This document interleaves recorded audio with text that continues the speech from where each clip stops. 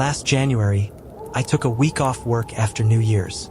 My plan was simple: relax and enjoy a quiet apartment while everyone else went back to their busy lives. I had no big commitments, just shopping, TV, and unwinding in the snowy peace of winter. That evening, after a day of running errands, I returned to my apartment around 7 p.m. My boots were soaked from trudging through the snow, and the warmth of the heater was a welcome relief. I made myself a quick dinner and settled on the couch with some snacks, flipping through TV channels absent-mindedly. The day had been long, and I was starting to doze off when a sudden buzzing jolted me awake. It was the intercom system. Someone was at the apartment building's front door, buzzing to be let in. I frowned. I wasn't expecting anyone.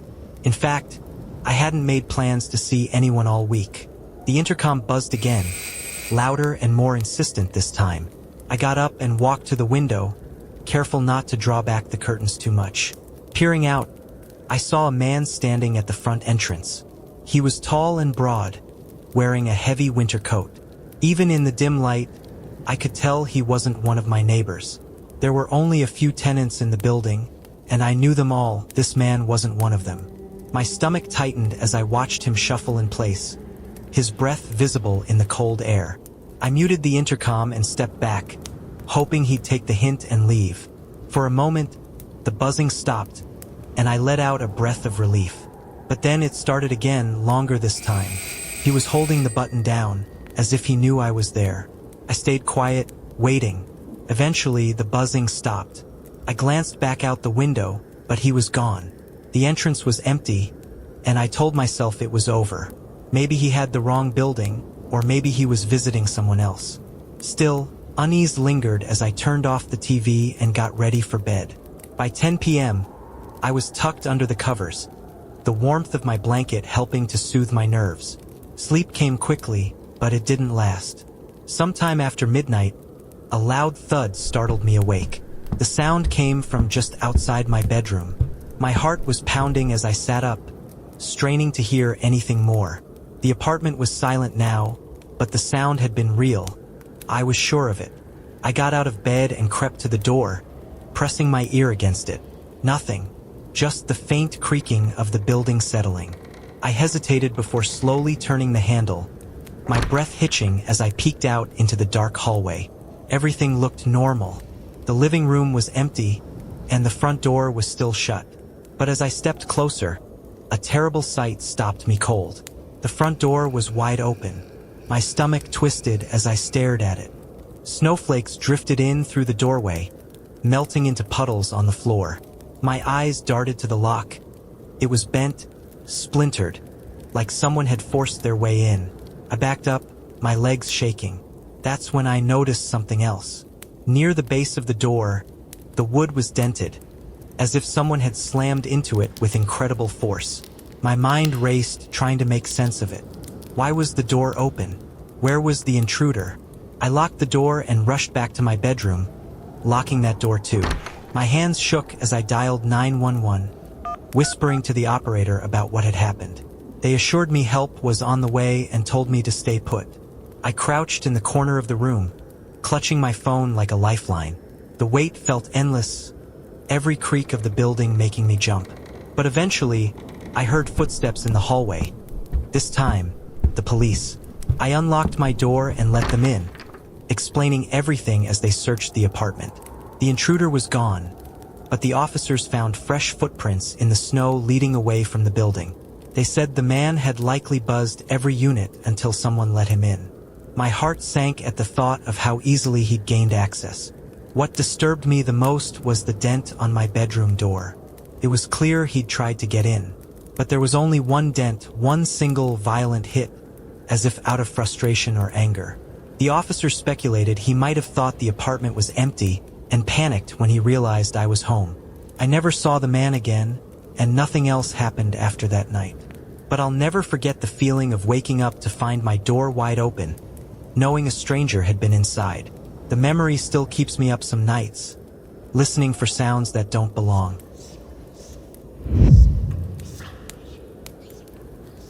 Last year, my roommate of 4 years moved out. We'd both landed better jobs, and while we stayed friends, it was time for each of us to find our own space. I decided to stay in the house for another year or two. It wasn't perfect, but it was familiar, and now I had the extra space all to myself. It was early December, and our area had been hit with relentless snowstorms. Roads were barely passable, and the office where I worked let us choose to work from home for the week. Naturally, I jumped at the opportunity. I set up in my old roommate's bedroom, which I'd converted into a cozy home office. One afternoon, while typing away at my desk, I heard a knock at the front door. It was strange. My house was at the end of a quiet street, and visitors were rare, especially in the middle of a snowstorm. I peeked out the window and saw a man standing on the porch. He was bundled up in a thick winter coat, his hood pulled tight against the wind. I hesitated before opening the door, just enough to speak without letting too much cold air in. "Can I help you?" I asked. The man gave a polite smile and explained that his car had slid into a snowbank on the road outside. He didn't have a phone on him and asked if he could borrow mine to call for help.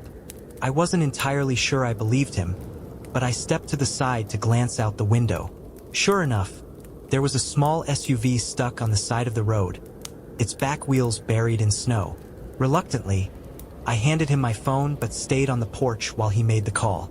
He spoke quickly, thanking me and saying his brother would be there in about 30 minutes. With that, he handed the phone back and walked toward his car. I watched him climb inside, still seated in the driver's seat, waiting. I returned to my office and tried to focus on work, but I couldn't shake the uneasy feeling he'd left behind. Something about his mannerisms seemed off. The way he spoke was calm, almost too calm for someone stranded in the middle of a snowstorm. I told myself I was overthinking it and pushed the thoughts aside. Hours passed. By 7 p.m., I realized the man's car was still outside. He hadn't moved. I glanced out the window again and saw him shifting inside the car, his silhouette barely visible through the frosted glass. Maybe his brother hadn't shown up yet, I thought, but it didn't sit right with me. It had been far too long. By 9:30, I was getting ready for bed when the peace of the house shattered. A sudden, deafening bang erupted from the front door. I froze, my heart leaping into my throat. The banging continued, loud and relentless, shaking the door on its hinges. Whoever was outside wasn't just knocking, they were slamming against it with brute force. I grabbed my phone and tiptoed to the top of the stairs, peering down at the door. The handle was rattling violently, as if someone was trying to break it open. My mind raced. Was it the man from earlier? Had he come back? And if so, why? The banging stopped abruptly. Silence filled the house, but it wasn't reassuring. It was suffocating.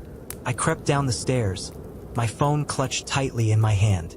As I approached the door, I glanced out the window to check the car. It was still there, but the man was gone. Suddenly, a loud thud came from the side of the house, followed by another bang near the back door. I backed away, realizing there wasn't just one person out there. There were multiple.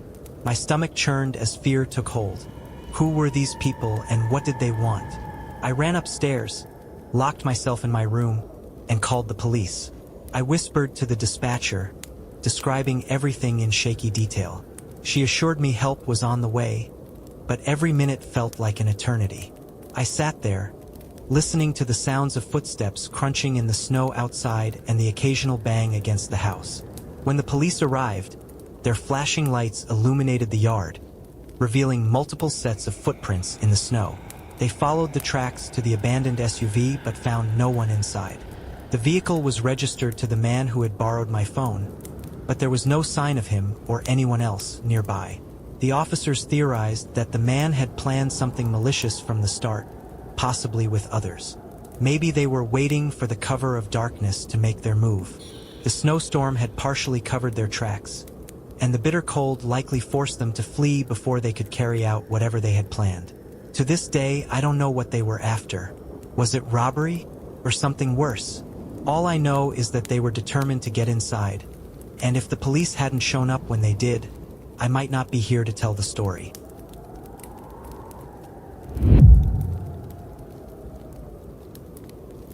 A few years ago, I worked the overnight shift at a gas station. It wasn't the best job, but it fit my schedule, and jobs offering night shifts weren't exactly easy to find. By the time this happened, I had been at the station for several months and thought I'd seen everything. But I was wrong. It was the middle of winter, with snow falling heavily outside. The roads were nearly deserted, and only a few customers stopped by each night. I'd grown used to the solitude, but there was always an edge of unease. Being alone in a brightly lit building surrounded by darkness made you hyper-aware of every little sound. That night started like any other. My coworker handed off the shift and left, leaving me to work until morning. I spent the first hour scrolling through my phone, occasionally glancing out the window to see if anyone pulled in. Around midnight, I noticed an old SUV parked at one of the pumps. It had been sitting there for several minutes, but no one got out. The headlights were off and the windows were dark. At first, I thought the driver might be fumbling with a card or checking their phone, but after 10 minutes, I started to feel uneasy. I stepped closer to the window, peering out. The car was still there, completely motionless. Whoever was inside wasn't pumping gas or doing anything at all. My curiosity got the better of me. Grabbing my jacket, I stepped outside, shivering as the icy wind bit at my skin. As I approached the SUV, I called out, "Hello? Do you need help?" There was no response. The windows were so fogged up I couldn't see inside, but it didn't look like anyone was in there. I knocked on the driver's side window gently, then more firmly. Still nothing. Unease turned into fear as I noticed something else. There were footprints in the snow leading away from the SUV, heading directly toward the gas station. My stomach dropped. I quickly turned and rushed back inside, locking the door behind me. I tried to calm myself. Maybe the driver had gone for a walk or needed to use the bathroom, though it didn't explain why they hadn't come inside. I returned to the counter, keeping an eye on the security cameras, but the place seemed empty. That's when I heard it. A faint thud came from the back of the store. My heart skipped a beat as I turned, listening. Another thud, louder this time, followed by a muffled rustling sound. It was coming from the supply room. I stepped closer, my palms sweaty as I grabbed a flashlight. The door to the supply room was slightly ajar, and a chill ran down my spine as I approached. "Hello!" I called out, my voice shaking. No answer. I pushed the door open slowly, the flashlight beam cutting through the dark room. My breath hitched as the light revealed a figure crouching behind one of the shelves. He was tall and broad-shouldered, with a scruffy beard and dark, hollow eyes that locked onto mine. I froze, unable to move or even breathe. The man didn't speak. He just stared at me, unmoving. My fight-or-flight instincts kicked in, and I backed away, trying not to make any sudden movements. Reaching the counter, I grabbed the store phone and dialed 911, whispering to the operator about the intruder. They told me to stay put and keep the doors locked. The next 10 minutes were the longest of my life. I kept glancing toward the supply room, expecting the man to burst out at any moment, but he never did. When the police arrived, they searched the building thoroughly but found no sign of the man. The back door was ajar, and footprints in the snow led away from the gas station, disappearing into the dark, snowy field behind it. The SUV was towed and examined, but it yielded no useful information. No license plate, no registration. The car itself seemed abandoned, leaving more questions than answers. To this day, I have no idea who the man was or what he wanted. But sometimes, late at night, I think about his eyes, the way they stared at me from the darkness, and wonder if he ever came back, watching from the shadows.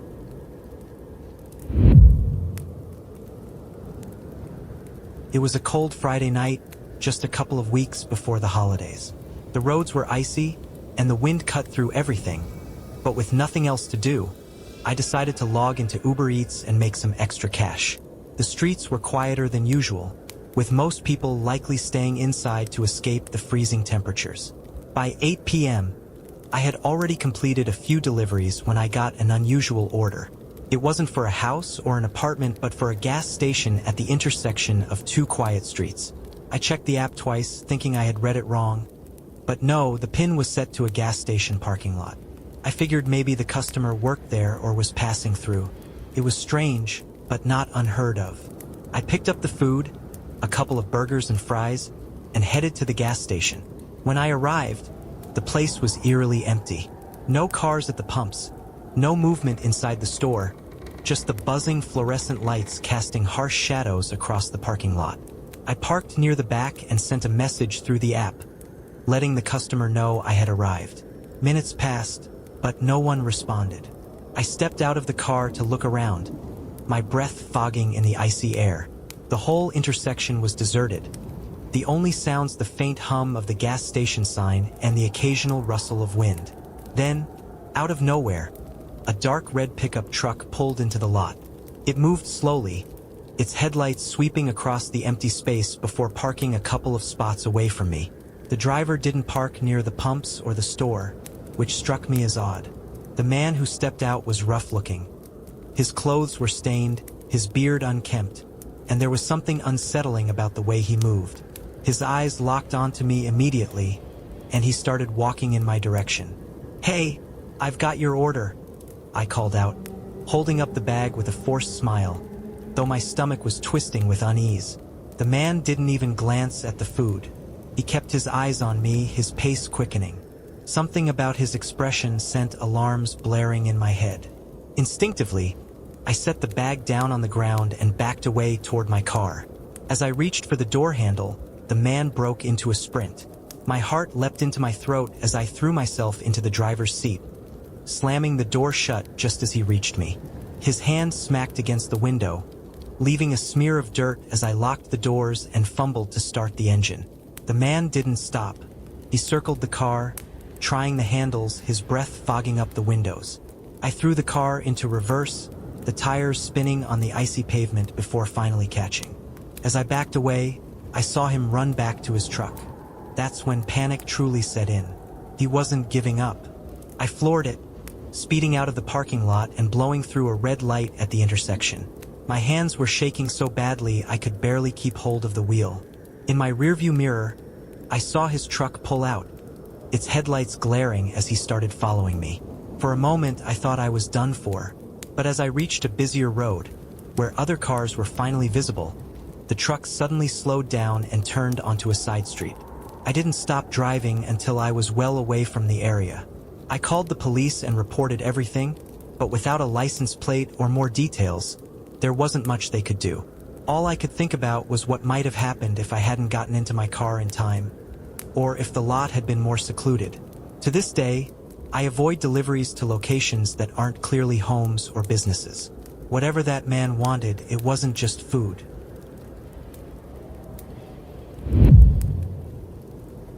Last December, I picked up extra shifts at Papa John's to make some extra cash for Christmas.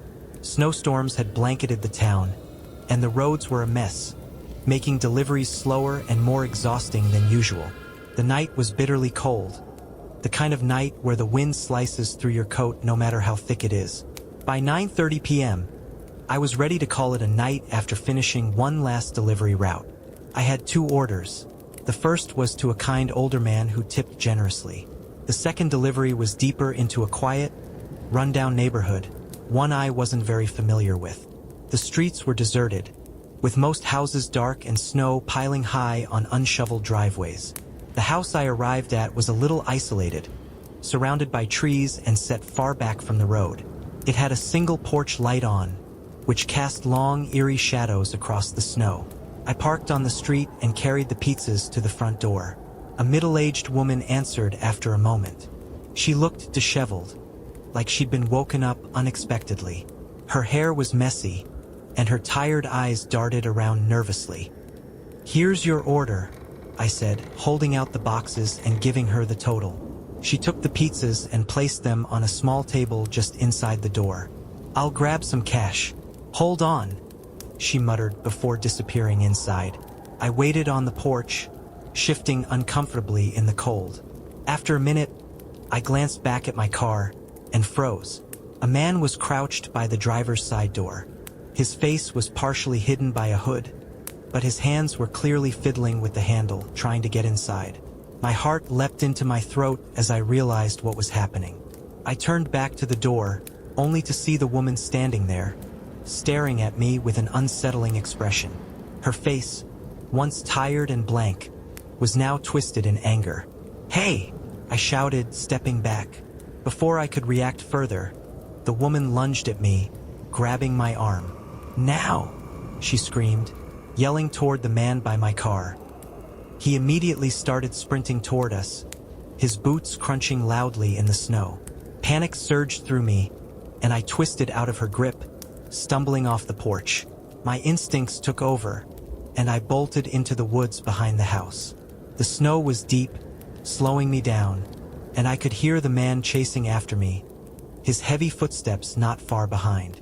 Branches scratched at my face as I pushed through the trees, my breath coming in sharp, painful gasps. I didn't dare look back. After what felt like an eternity, the sound of his footsteps began to fade. I kept running until I reached a nearby road, finally stopping to catch my breath. Pulling out my phone, I called 911 and gave them the address, my voice trembling as I described what had happened. When the police arrived, they found the man trying to break into my car. The woman was nowhere to be seen, but they later caught her a few blocks away. The officers told me their plan was likely to distract me long enough for the man to rob my car, or worse. They had a history of similar crimes and had been escalating their behavior. That night, as I sat at the police station giving my statement, I couldn't shake the thought of what might have happened if I hadn't run when I did. I quit my delivery job soon after and haven't looked back. Some extra cash just isn't worth risking your life. Last winter, I rented a small cabin near a frozen lake for a 3-day ice fishing trip. It was something I did every year, a way to unwind and enjoy the quiet stillness of nature. The cabin was basic, just a single room with a bed, a small kitchen, and a fireplace. It wasn't luxury, but it had everything I needed. I arrived in the late afternoon, the snow crunching under my boots as I unloaded my gear. The air was freezing, but the cabin was cozy once I got a fire going. That first evening passed uneventfully. I brewed some coffee, read by the fire, and went to bed early, eager to start fishing in the morning. The next day, I woke at dawn, bundled up, and trekked down the short trail to the lake. The snow was deep, but the path was clear enough to follow. Once I reached the frozen lake, I found a good spot and started drilling holes into the thick ice. There's a peacefulness to ice fishing that I can't find anywhere else. Just the sound of the wind and the occasional creak of the ice beneath you. Hours passed, and I almost forgot how cold it was. By early afternoon, the snow started falling harder, and the wind picked up, biting through my thick jacket. Deciding it was time to head back, I packed up my gear and turned toward the trail. That's when I noticed something that made my heart skip a beat. Footprints. They weren't mine. Another set of tracks ran alongside mine from earlier, leading to the very spot where I had been sitting. My stomach churned as I stared at the prints. They were fresh, no snow had filled them in yet, and they hadn't been there when I arrived. Someone had been watching me. I followed the footprints back toward the cabin.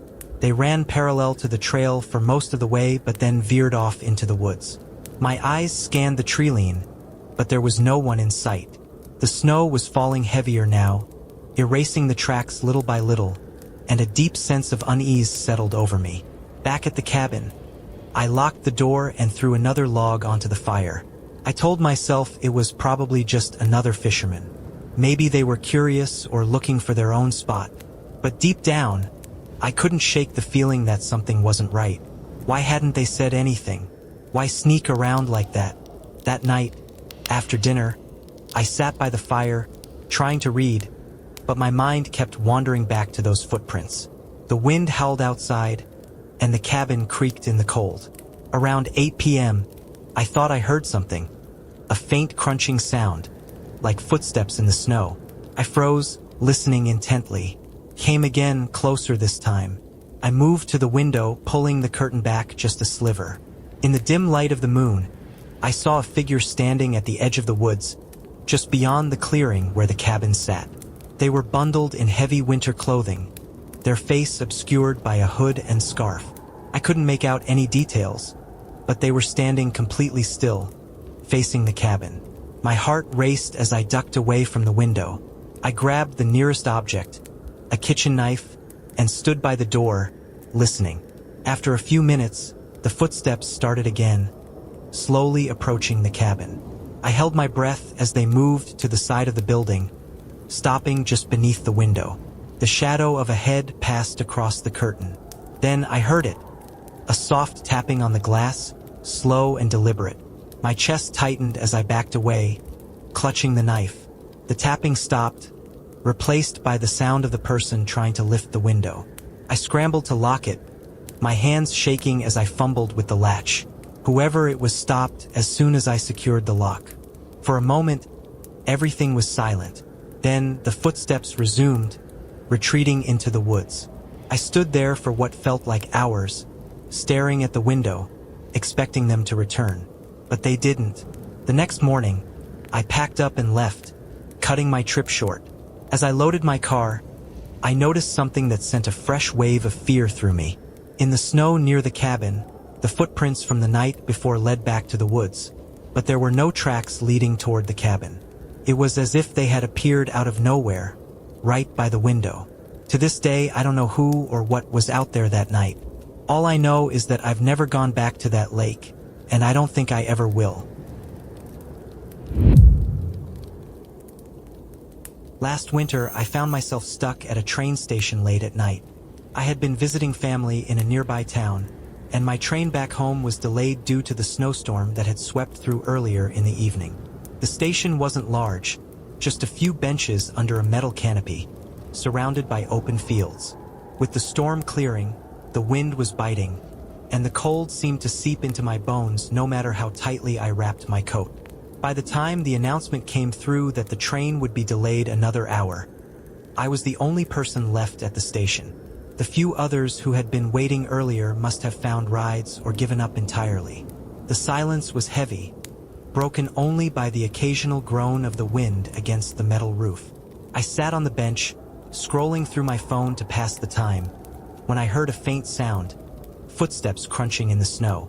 My head snapped up, and I scanned the platform, but no one was there. The sound stopped as suddenly as it had started, leaving me with a strange feeling of unease. I chalked it up to the echo of my own movements and tried to focus on my phone again. But then, I heard it again. This time, it was closer. I stood and turned toward the direction of the sound. At the far end of the platform, barely visible under the flickering light of a street lamp, was a figure. They were standing completely still, their face hidden by the shadows of a hood. I squinted, trying to get a better look, but the person didn't move. "Hello," I called out, my voice echoing in the empty station. The figure tilted their head slightly, as if curious, but they didn't respond. I took a step forward, hesitant but determined to show I wasn't intimidated. "Are you waiting for the train too?" Still nothing. The silence stretched between us, thick and oppressive. My heart was pounding now, every instinct telling me to stay where I was. As I stood frozen, the figure suddenly turned and walked away, disappearing into the darkness beyond the platform. I exhaled, relieved but unsettled. Maybe they were just some drifter or someone passing through. The area wasn't exactly bustling, but it wasn't uncommon to see a few wanderers now and then. I sat back down, keeping my eyes on the far end of the platform, just in case. About 20 minutes later, the wind picked up again, and I decided to head into the small waiting room to warm up. The room was dimly lit, with only a couple of plastic chairs and an old heater humming faintly in the corner. I sat by the window, keeping an eye on the platform. That's when I saw it. The same figure was back, standing on the platform, but this time they were closer, only a few yards away from the waiting room. They were facing the window, their hood still obscuring their face. My breath caught in my throat as I stared at them, trying to make sense of the situation. "Who are you?" I muttered under my breath, though they couldn't hear me. I thought about calling the station security, but there was no one around this late. My phone showed no service, likely because of the storm earlier. I felt trapped, alone with this silent stranger who seemed to be watching me. And then they moved. The figure stepped forward, their boots crunching loudly against the snow. I backed away from the window instinctively, my pulse racing. They stopped just outside the waiting room door. I could see their hand slowly reaching for the handle. My body tensed, every muscle screaming at me to run, but I was frozen in place. The door creaked open slightly, letting in a gust of icy wind. "Hey!" I shouted, grabbing a nearby umbrella as the only thing I could use as a weapon. "What do you want?" The door stopped moving, and for a moment, the figure stood there, unmoving. Then, without a word, they stepped back and walked away, disappearing into the snowy darkness once more. I didn't move from the waiting room until I saw the train lights cutting through the night, signaling its arrival. When the conductor stepped off to check tickets, I rushed to him, explaining what had happened. He looked concerned but said there was no one else on the platform when they arrived. Even now, I can't explain who that person was or what they wanted. Was it just some harmless drifter? Or were they testing me, seeing how far they could push? I don't take late trains anymore, and every time I pass that station I feel a chill, wondering if they're still out there, waiting for someone else to come along.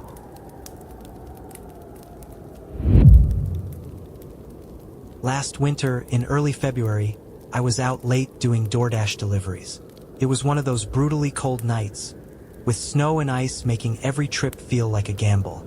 I'd been driving for 4 hours straight, my fingers numb even with the heat blasting. Midnight was approaching, and I promised myself this next delivery would be my last. The route took me along a stretch of road that connected two towns. It was a quiet, desolate path with no houses, no businesses, just endless trees lining both sides. The kind of road where your headlights are the only source of light, and silence presses in so tightly you feel like the world has gone still.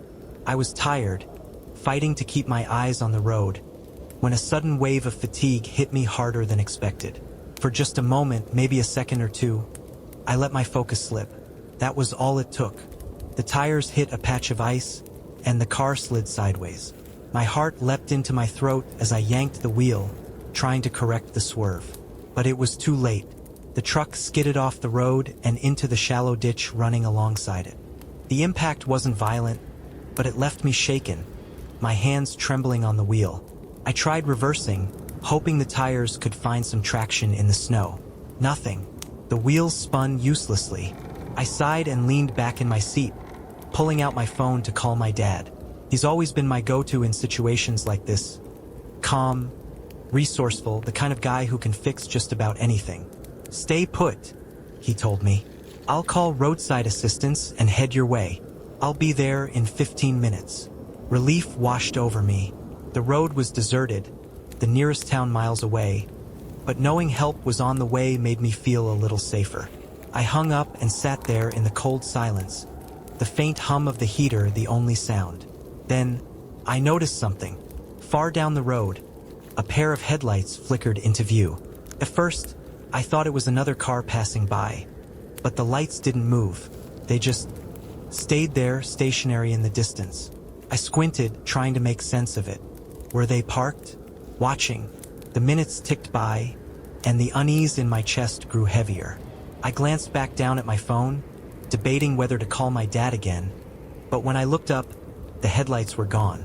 The road ahead was pitch black once more. A shiver crawled up my spine. Had they driven off? Or had they turned off their lights to blend into the night? I shook my head, brushing it off as paranoia. I was tired, stressed. My mind was playing tricks on me.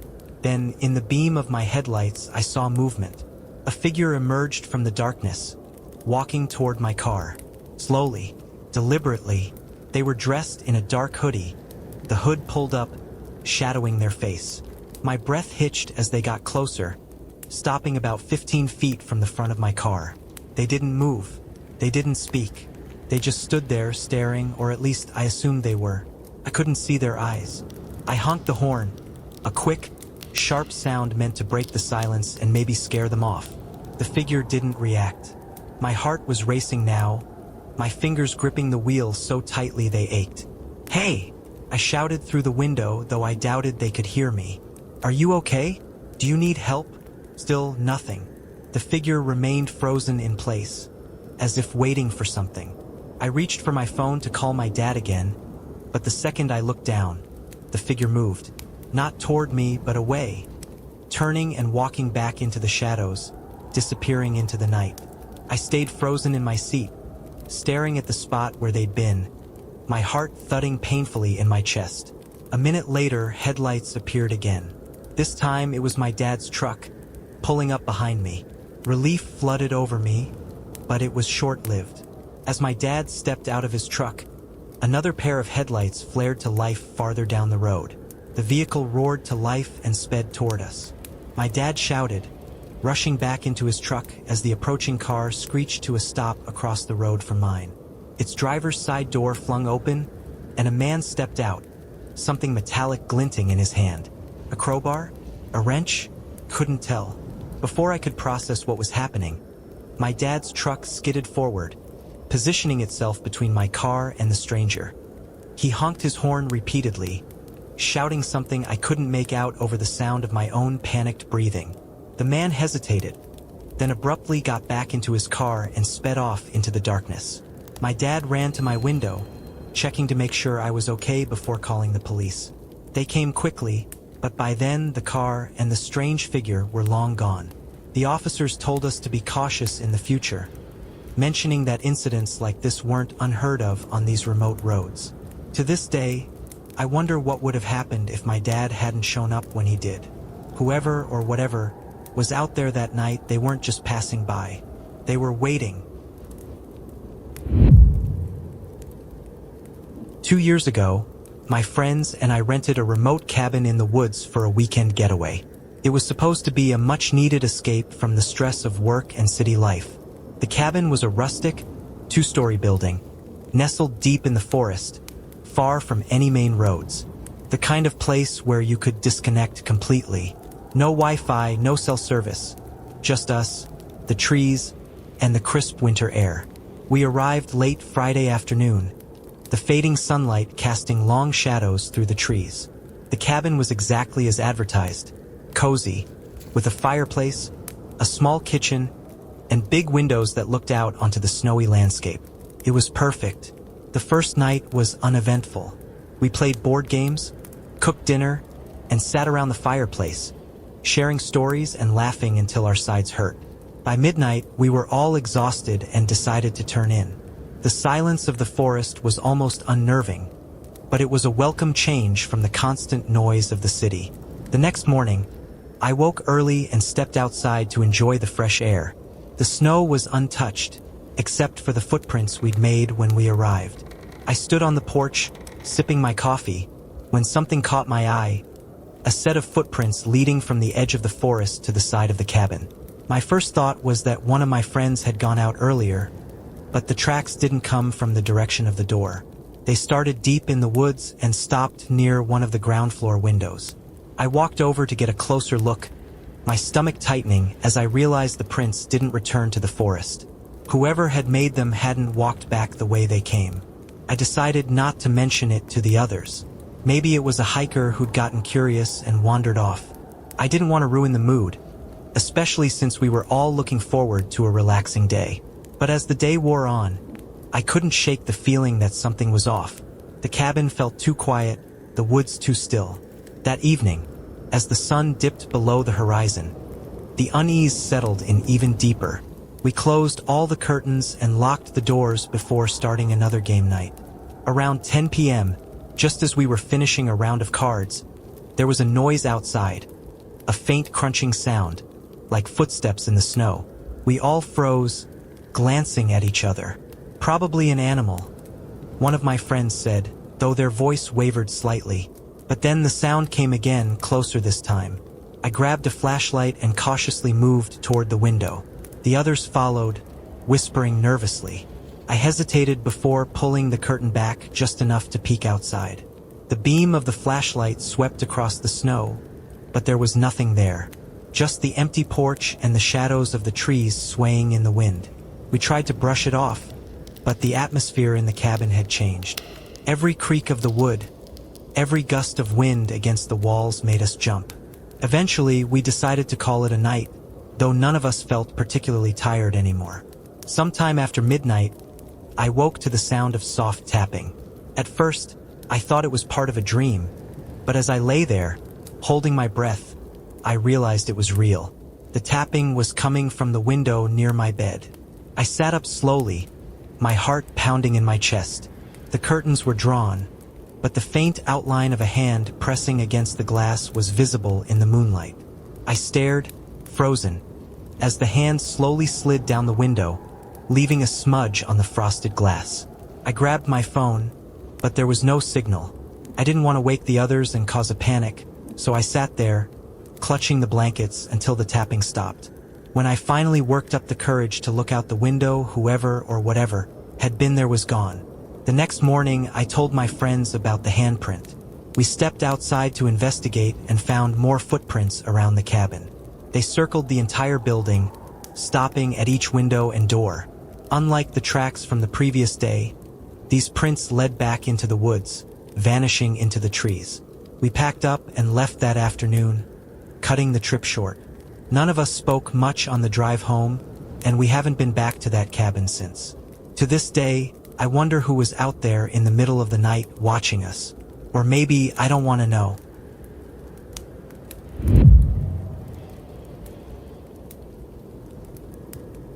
It was late December, and I had planned a weekend camping trip to clear my head before the new year. I know camping in the middle of winter sounds crazy, but for me, the solitude of the forest covered in snow is unmatched. The silence, the crisp air, and the beauty of the landscape are worth braving the cold. I chose a secluded spot in a national forest about 2 hours from my home. It was a place I'd been to before during the warmer months, so I felt comfortable going alone. I packed my gear, tent, sleeping bag, and plenty of layers, and set off early Friday morning. By the time I reached the trailhead, the snow was already falling lightly. The hike to the campsite was about 3 miles, and the snow wasn't too deep yet, so I made good time. The forest was as serene as I'd hoped, the trees blanketed in white, and the only sound was the crunch of my boots in the snow. It felt like I had the whole world to myself. When I arrived at the site, I set up my tent near a small clearing with a view of the frozen lake. It was picturesque, like something out of a winter postcard. After setting up camp, I spent the afternoon exploring the area, taking photos and enjoying the solitude. As the sun began to set, I returned to my tent and built a small fire to keep warm while I cooked dinner. The first night passed without incident. I woke early Saturday morning to find the snow had stopped, leaving a thick, undisturbed layer covering the ground. After breakfast, I decided to hike farther into the forest to check out some of the trails I hadn't explored before. The day was peaceful, and I didn't see another soul. It wasn't until I returned to my campsite late in the afternoon that I noticed something strange. There were footprints in the snow around my tent. They weren't mine. They circled the tent, then led off into the forest in a direction I hadn't come from. My stomach churned as I stared at the tracks, trying to make sense of them. Who would have come all the way out here? I hadn't seen anyone on the trail, and there were no other campsites nearby. I told myself it was probably another hiker who had stumbled across my camp and decided to leave me alone. Still, I couldn't shake the feeling of being watched. I checked my gear to make sure nothing was missing, and then spent the rest of the evening close to the fire, listening for any unusual sounds. As night fell, the forest grew darker than I'd ever seen it. Without the moonlight to illuminate the snow, everything beyond the firelight was pitch black. I climbed into my tent, zipped myself into my sleeping bag, and tried to sleep, but every sound outside made my heart race. Sometime in the middle of the night, I woke to a faint noise, soft crunching, like footsteps in the snow. My breath caught in my throat as I lay there, listening intently. The sound grew louder, closer, until it was right outside the tent. I reached for the knife I kept in my bag, my hand trembling. "Who's there?" I called out, my voice shaking. There was no response, just the sound of heavy breathing, low and steady, coming from the other side of the thin fabric wall. My pulse pounded in my ears as I clutched the knife, ready for anything. But then, just as suddenly as it had started, the breathing stopped. I waited, frozen, for what felt like hours, but the sound didn't return. When the first light of dawn crept through the tent, I finally unzipped it, stepping out cautiously. The snow around the tent was littered with fresh footprints. They circled the tent again, but this time they led deeper into the forest, farther away from the trail. I packed up my gear in record time, my eyes scanning the trees for any sign of movement. The forest was eerily silent, the way it gets right before something terrible happens. I followed the trail back to my car, constantly looking over my shoulder, expecting to see someone, or something, following me. When I finally reached the parking lot, my relief was short-lived. There, in the snow behind my car, were fresh footprints. They led from the forest edge directly to the back of my vehicle, then stopped abruptly, as if whoever had made them had simply vanished. I didn't waste any time. I threw my gear into the car, locked the doors, and sped out of there, not stopping until I was miles away. To this day, I have no idea who or what was out there with me in the woods. But every time I think about going camping again, I remember those footprints and the sound of breathing outside my tent, and I decide it's better to stay home.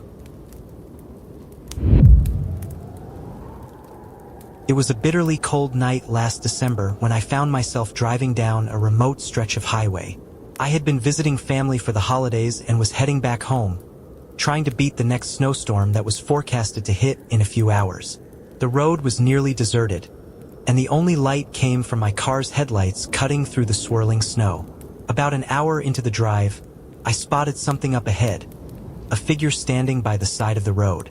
At first, I thought I was imagining it, but as I got closer, it became clear. It was a man, bundled in a heavy coat, holding out his arm in the classic hitchhiker gesture, thumb pointed upward. Normally, I don't stop for hitchhikers, especially not on a snowy, isolated road. But something about this man's posture, his head slightly bowed, his shoulders slumped, made me hesitate. He looked desperate, like he had nowhere else to go. Against my better judgment, I slowed the car and pulled over. As he approached the passenger side window, I got a better look at him. His face was pale, almost gray, with sharp, hollow cheekbones. Snow clung to his coat and hat, and his hands trembled as he wiped them on his pants. "Where are you headed?" I asked, my voice wary. "Just up the road," he said, his voice low and raspy. "If you could drop me off near the next town, that'd be great." Something about him put me on edge, but I nodded, unlocking the door. He climbed in silently, shutting the door behind him with a heavy thud. As we started moving again, the tension in the car was palpable. He sat stiffly, his hands resting in his lap, staring straight ahead. For a while, neither of us spoke.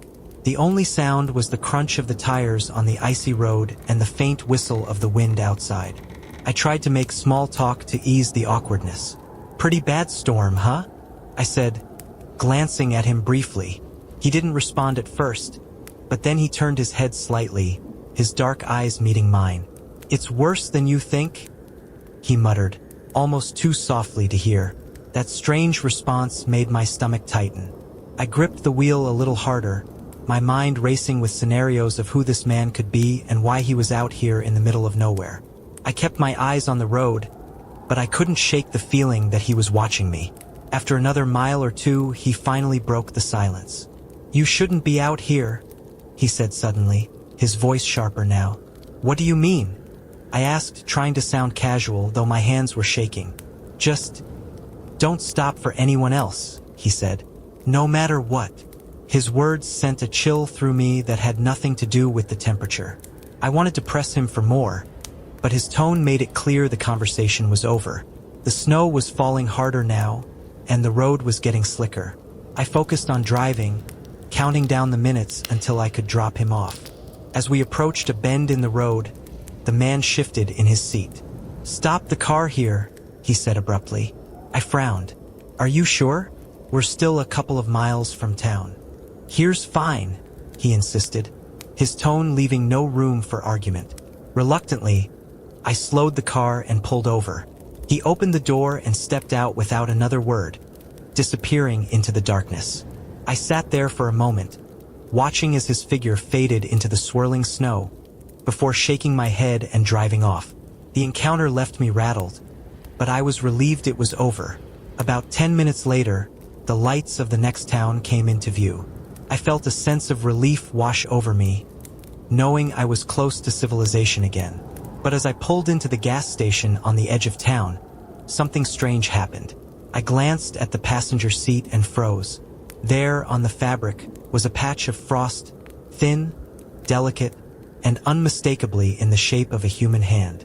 My chest tightened as I stared at it, trying to make sense of what I was seeing. The windows were up, the heat had been blasting, and yet the frost lingered, cold and unyielding.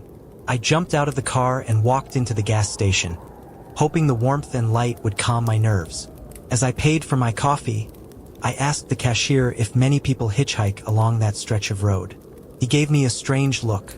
"Not in years," he said. "Not since the accident." "What accident?" I asked, my heart pounding.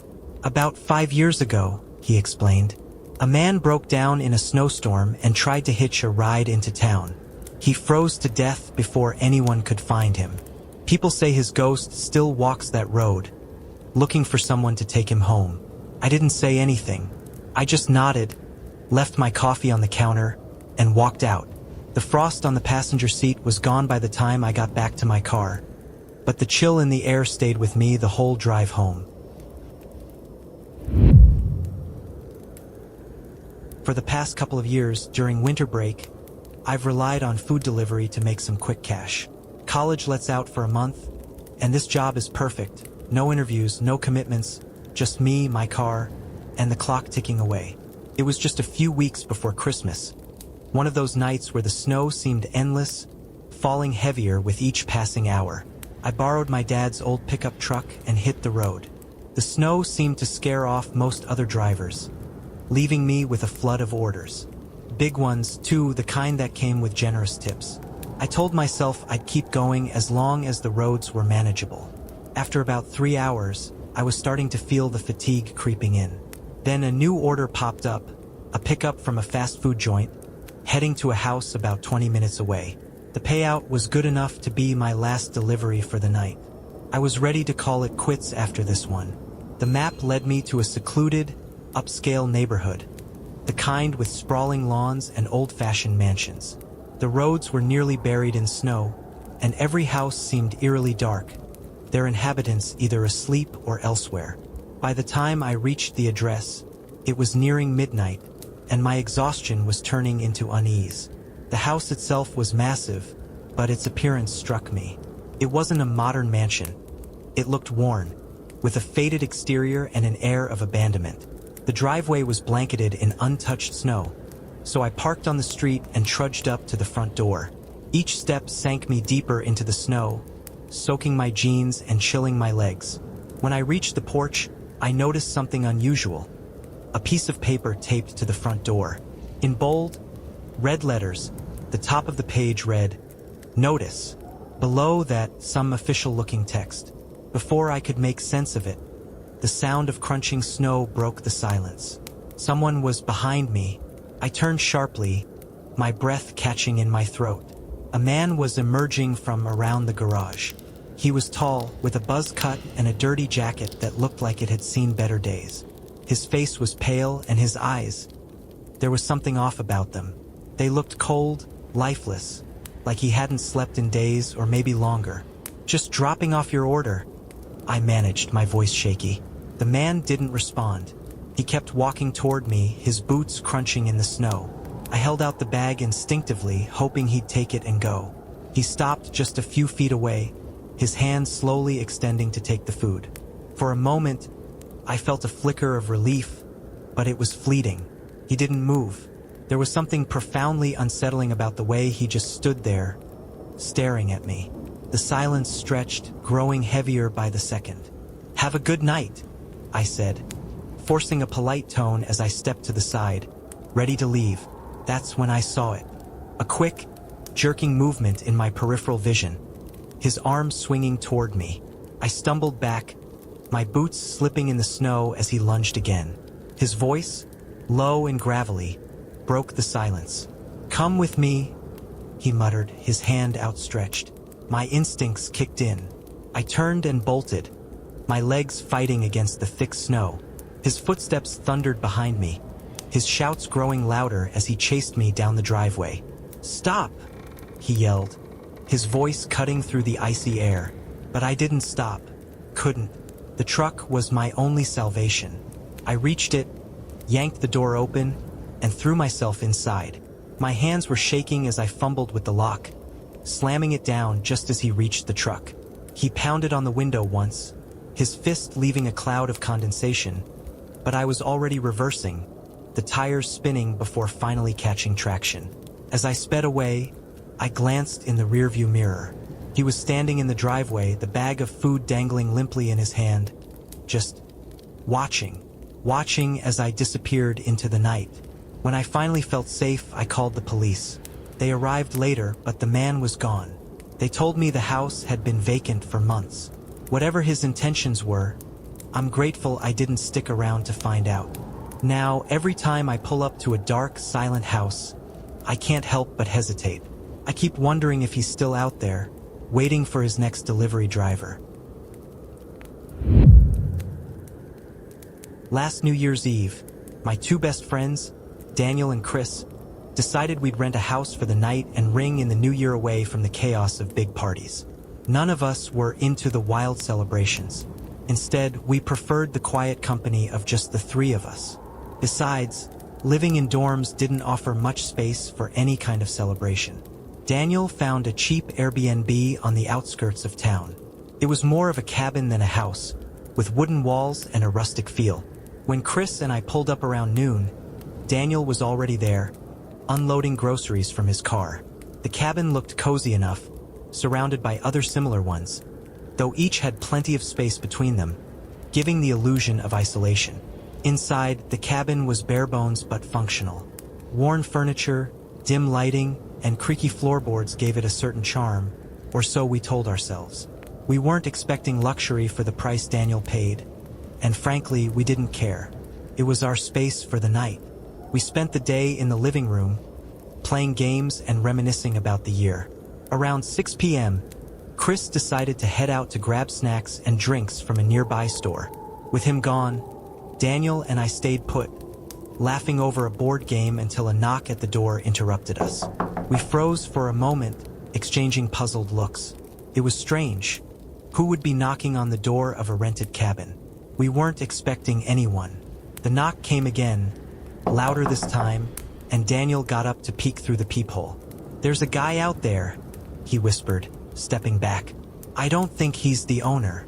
Curious and slightly uneasy, I joined him at the door. I could see the silhouette of a man standing on the porch, arms crossed, his posture rigid. Something about him felt off. I flipped the latch on the door but kept the chain in place as I cracked it open. "Can I help you?" I asked, trying to sound confident. The man leaned closer, his face partially shadowed by the porch light. He looked angry, his lips pressed into a thin line. "You need to keep it down tonight," he said, his voice low and firm. "Don't disturb the neighborhood." His tone was accusatory, as if we'd already been causing trouble. But we hadn't done anything loud. No music, no shouting, nothing. The nearest cabin wasn't even close enough to hear us. "We'll keep it quiet," I said curtly, closing the door before he could say anything else. The second I turned around, a loud bang echoed against the door. I spun back, startled, but Daniel grabbed my arm. "Just ignore it," he muttered. The banging stopped after a few seconds, and when Chris returned a little later, we told him about the strange visitor. He laughed it off, convinced we were overreacting. The rest of the evening went smoothly until midnight. We were playing Mario Kart on Daniel's Switch, laughing over the ridiculousness of our races, when a loud crash shattered the moment. The sound came from outside, followed by another crash, and the unmistakable sound of breaking glass. We rushed to the window, pulling back the curtains to see the same man from earlier. He was standing next to Chris's car, a baseball bat in his hands. The windshield was shattered, shards of glass glinting in the snow. He looked wild now, his movements erratic as he paced in circles, muttering to himself.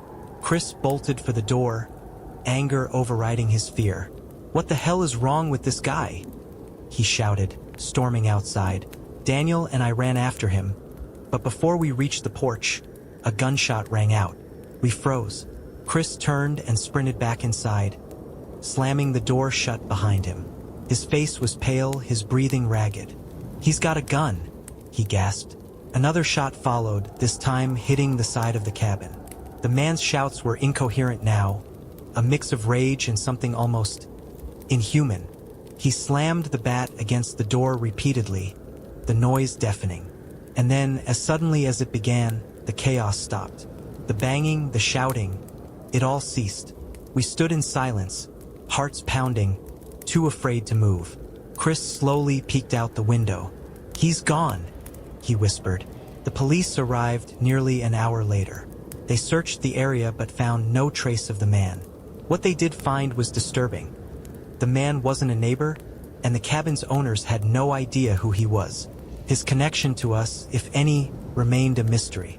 We left the next morning, shaken and unwilling to spend another night in that cabin. Even now, I can't help but wonder, was it just random madness? Or did he have some deeper reason for targeting us?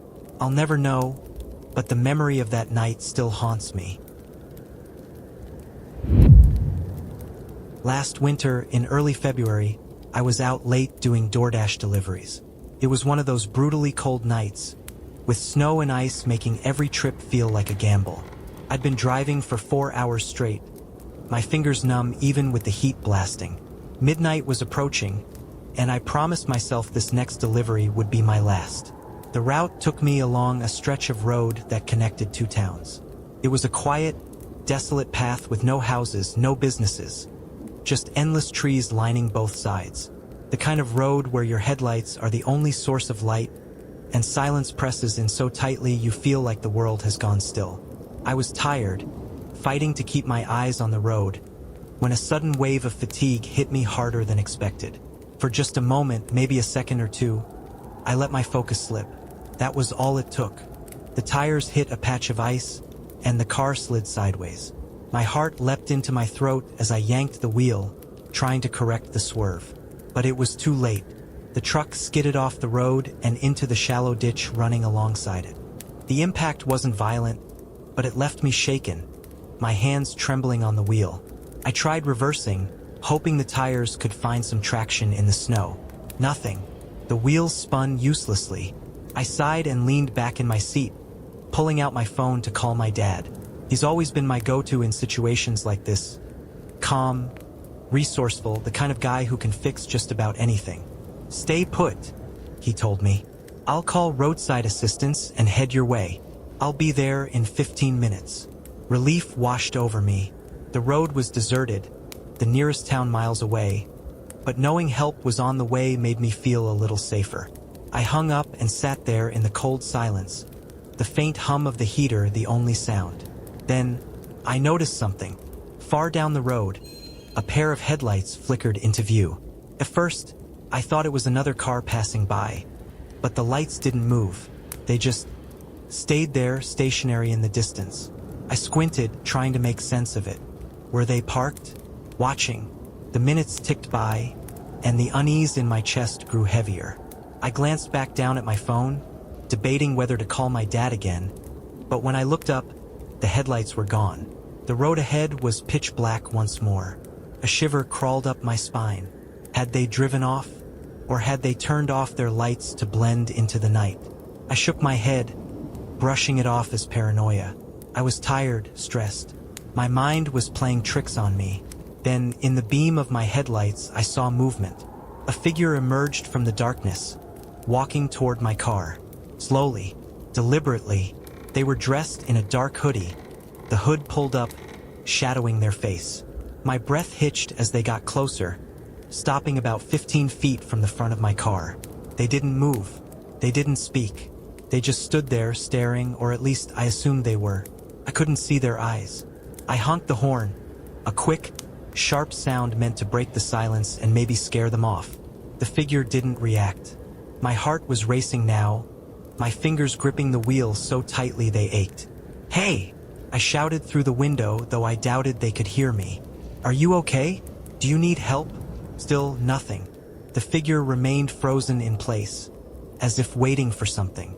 I reached for my phone to call my dad again, but the second I looked down, the figure moved. Not toward me, but away, turning and walking back into the shadows, disappearing into the night. I stayed frozen in my seat, staring at the spot where they'd been, my heart thudding painfully in my chest. A minute later, headlights appeared again. This time it was my dad's truck, pulling up behind me. Relief flooded over me, but it was short-lived. As my dad stepped out of his truck, another pair of headlights flared to life farther down the road. The vehicle roared to life and sped toward us. My dad shouted, rushing back into his truck as the approaching car screeched to a stop across the road from mine. Its driver's side door flung open, and a man stepped out, something metallic glinting in his hand. A crowbar? A wrench? Couldn't tell. Before I could process what was happening, my dad's truck skidded forward, positioning itself between my car and the stranger. He honked his horn repeatedly, shouting something I couldn't make out over the sound of my own panicked breathing. The man hesitated, then abruptly got back into his car and sped off into the darkness. My dad ran to my window, checking to make sure I was okay before calling the police. They came quickly, but by then the car and the strange figure were long gone. The officers told us to be cautious in the future, mentioning that incidents like this weren't unheard of on these remote roads. To this day, I wonder what would have happened if my dad hadn't shown up when he did. Whoever or whatever was out there that night, they weren't just passing by. They were waiting. 10 months ago, I took on a part-time job at a gas station. It wasn't my first choice, but rent was going up, and my other job just wasn't cutting it anymore. The station was on the edge of town, close to the suburbs, and pretty standard: bright lights, a small convenience store, and the occasional customer. The overnight shifts were the only ones that fit my schedule, and while they weren't ideal, they were quiet. Too quiet sometimes. It was mid-January, and the city was still blanketed in snow from a storm earlier that week. The night was freezing, and by midnight, the flow of cars had dwindled to almost nothing. A handful of customers trickled in every hour, but for the most part, I was alone in the brightly lit store. To pass the time, I decided to tidy up the aisles. I wandered around, straightening shelves and mindlessly rearranging snacks. It was just past 1 a.m. when the door chimed. I turned toward the counter and saw a man walk in. He was tall and bundled up in a heavy coat, his hands shoved into his pockets. He didn't look at me right away, instead leaning over the counter and glancing side to side, like he was checking if someone else was there. Something about his movements struck me as off. Not threatening exactly, but not normal either. "Can I help you with something?" I asked, stepping behind the counter. The man flinched slightly at the sound of my voice. He turned to face me, his expression neutral but his eyes darting around, as if he was sizing me up. After a brief, awkward pause, he muttered, "No, I'm good," and walked out of the store. I watched him leave, my unease growing. His car was parked in an odd spot, near the pumps but not in a designated space. He got in, sat for a moment, and then drove off. It should have ended there. Maybe he was lost or looking for someone. But something about the way he acted didn't sit right with me. Felt wrong, like he was planning something and changed his mind at the last second. I decided to call the police. It wasn't exactly an emergency, but I figured it wouldn't hurt to report the encounter in case he tried something elsewhere. They said they'd send an officer to check in, and I hung up, feeling a little more at ease. Not even 5 minutes later, headlights appeared outside. The same car from earlier pulled back into the parking lot, stopping in the exact same spot as before. My stomach dropped. This time, he didn't get out. The engine idled, and I could just barely make out movement inside the car. I stepped closer to the window, my pulse quickening. There were two figures in the front seats now. One of them was the man from earlier, but the other, I hadn't seen before. A chill ran down my spine as I realized they were just sitting there, watching the gas station. My instincts screamed at me to lock the doors, and I did, fumbling with the key as I tried to stay calm. The minutes dragged by as I kept an eye on the car. They didn't get out, didn't move, just sat there, their shadows shifting slightly in the dim light. My heart pounded in my chest as I prayed the police would arrive soon. Finally, a squad car pulled into the lot. The officers parked behind the strange car, blocking it in. The reaction from the men inside was immediate. They tried to act casual, but it was clear they were caught off guard. The officers approached the vehicle, flashlights in hand. What happened next still gives me chills. The officers asked the men to step out, and after some hesitation, they complied.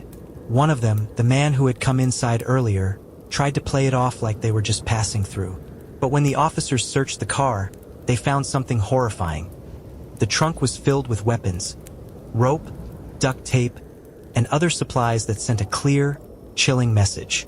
The men were arrested on the spot, and I was left standing behind the counter, my knees weak with relief.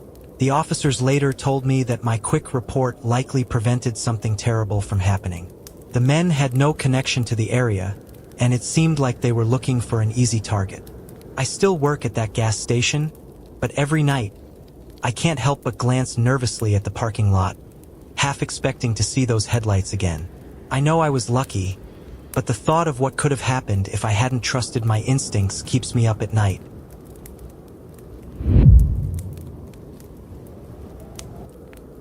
This happened a few years ago, back when I had just moved to a small house far from my hometown. It was my first year in a new city, and I was still adjusting. Between working remotely and not knowing anyone, I hadn't made many connections yet. That Christmas, I found myself spending the holiday alone for the first time. My family was too far away to visit, and I didn't have enough vacation time to make the trip. Christmas Eve started off quietly. I figured I'd use the time to get ahead on work and maybe treat myself to a lazy Christmas day. The house was silent except for the faint hum of my music as I worked in the living room. Outside, the snow had blanketed everything, muffling the world even further. It was peaceful, until it wasn't. Around 11 p.m., a sound interrupted my music. At first, I thought it was part of the song, a low crunch like footsteps. I pulled out an earbud and listened, but the house was silent again.